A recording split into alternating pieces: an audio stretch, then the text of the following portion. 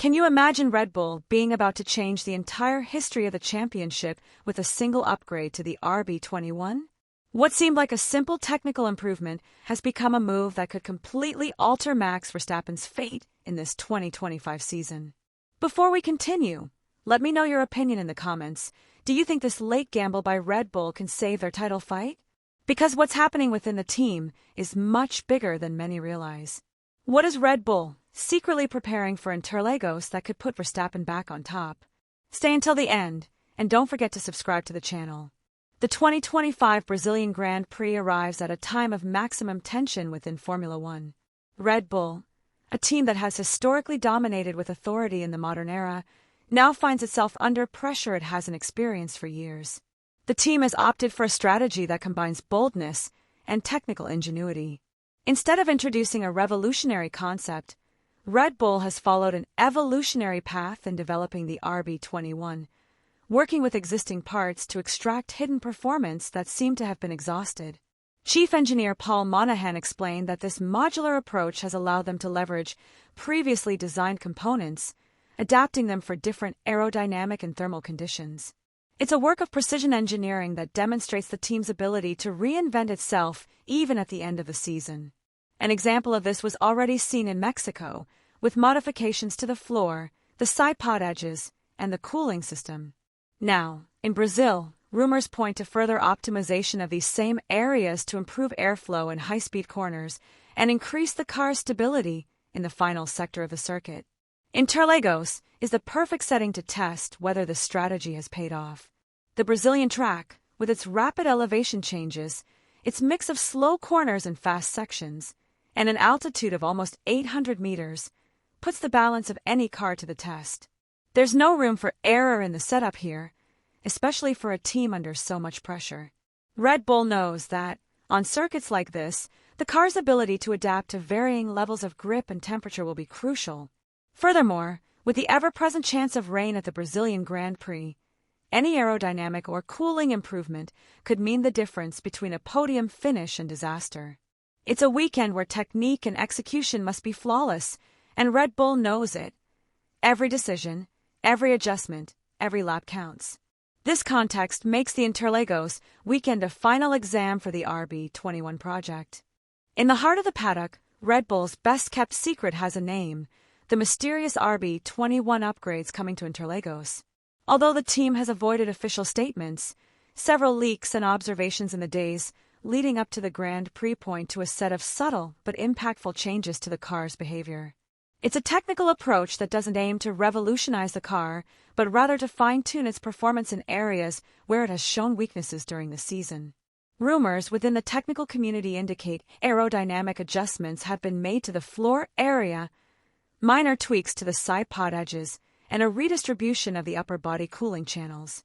At first glance, these seem like minor changes, but in Formula One, tenths of a second per lap can define the fate of a championship.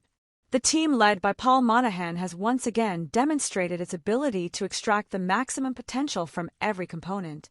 In Mexico, they already surprised everyone by presenting a package that combined recycled elements from previous versions of the car with new, custom-made components, what they themselves called a make-from, a hybrid solution between innovation and reuse. This method has allowed Red Bull to maintain a constant flow of development without the costs and time involved in producing completely new parts. What at first glance appears to be a temporary fix is, in reality, a meticulously planned strategy to keep the car competitive until the final stretch of the season. The big question is how far this package will be implemented in Brazil. Helmut Marko's words before the weekend were cryptic, but full of intention. "We still have something up our sleeve," he said, hinting that the team might have developed a specific upgrade for Interlagos. Given that the circuit combines high and medium speed sectors with sections where traction is essential, any aerodynamic adjustment could translate into a considerable gain in consistency and stability. Furthermore, the rain forecast suggests that Red Bull may have prepared intermediate setups to improve the car's balance in changing conditions. If this is confirmed, it would represent not only a technical improvement, but also a carefully planned strategic move. Throughout the season, Verstappen has demonstrated a distinct maturity, actively participating in every engineering meeting, reviewing data, and proposing solutions that often end up being implemented on the car. Laurent Mekies, the current team principal, has publicly acknowledged that the transformation in the technical team's working method stems largely from Max's observations. This connection between the driver and the development process has changed the course of Red Bull. Previously, they relied almost entirely on simulator and CFD data. Now, the Dutchman's sensitivity has become a more precise tool than any computational model. His sensitivity in the rain, his braking control, and his grip reading are qualities that Mekies himself has enhanced by giving him greater freedom in setups, moving away from the rigidity of previous protocols. At Interlagos, this understanding between driver and machine could be the decisive difference. The Brazilian circuit demands extremely precise driving in the transitions between fast and slow corners, and this is where Verstappen excels. His manipulative driving style, based on smooth yet precise movements, adapts naturally to load changes and the unstable behavior that rain can cause. In 2024, he already demonstrated his mastery in extreme conditions when he won from 17th position, a victory that remains one of the best of his career. Interlagos is no ordinary circuit. It's a technical monster that tests every millimeter of the car and every reflex of the driver. At 4.309 kilometers long, with multiple elevation changes and an asphalt surface that combines fast sectors with slow corners and high traction zones, it's a track where any mistake is costly. What makes this circuit unique is its ability to expose both the strengths and weaknesses of a car. In the case of the RB21, this duality will be crucial. The high-speed corners and the first sector favor its strong downforce, but the slow sequences in the middle sector could once again reveal the tire overheating problems that have plagued Red Bull all season. Every lap at Interlagos is a test of balance and consistency, and that balance will determine whether Verstappen can gain an advantage or be trapped by the same mistakes that have held him back in recent races. The circuit is also located more than 800 meters above sea level, which further complicates car setup. This altitude reduces air density and therefore decreases effective downforce and component cooling. For Red Bull, which has experienced fluctuations in tire and brake temperatures, finding the right setup will be a task of surgical precision. Engineers will have to play with higher downforce levels to compensate for aerodynamic losses, but without generating too much drag on the long straights. This fine line between optimal performance and accelerated degradation could define the weekend. Interlagos doesn't forgive excesses, and any calibration error could translate into premature where that destroys strategic race options. As if that weren't enough, the Brazilian weather adds an unpredictable element that multiplies the difficulty of the race. Forecasts point to intermittent rain throughout the weekend, with a 60% probability during qualifying and the sprint race. The possibility of mixed conditions favors drivers with a particular sensitivity to changing grip, and Verstappen has a natural advantage in this regard. His dominance in the rain, demonstrated countless times, could be the deciding factor for Red Bull. However, this same weather variability can completely disrupt tire strategies and downforce plans. The sprint format adds even more pressure to the team.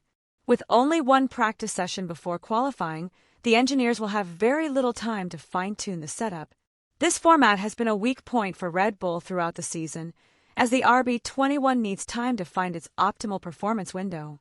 But under Mekies' management, the team has learned to adapt more quickly, prioritizing data collection and flexibility in setup decisions. However, the battle being waged at Interlagos goes far beyond lap times. What's at stake is the immediate future of the project and the credibility of the continuous development model championed by Laurent Mekies since his arrival. If the RB21 upgrades deliver, Red Bull will not only keep its title hopes alive, but also validate its decision to continue investing in evolution rather than halting progress to focus on 2026. But if the performance doesn't materialize, criticism will be inevitable. Questions will be raised about whether the resources invested in these latest upgrades wouldn't have been better spent on designing next year's car. This tension between risk and reward defines the essence of this race, a tension the team has embraced with the serenity of those who understand that great achievements are always attained on the brink. For Verstappen, Brazil is not just another race on the calendar but an opportunity to reaffirm his legacy. His dominance in extreme conditions, his ability to read races, and his connection with the team make him the most powerful element in the equation. If they manage to win at Interlagos, they'll close the gap in the championship and send a clear message: the champion hasn't had their final say. Now the question is inevitable: will it be enough to turn the championship around? Let me know what you think in the comments, and don't forget to subscribe to the channel.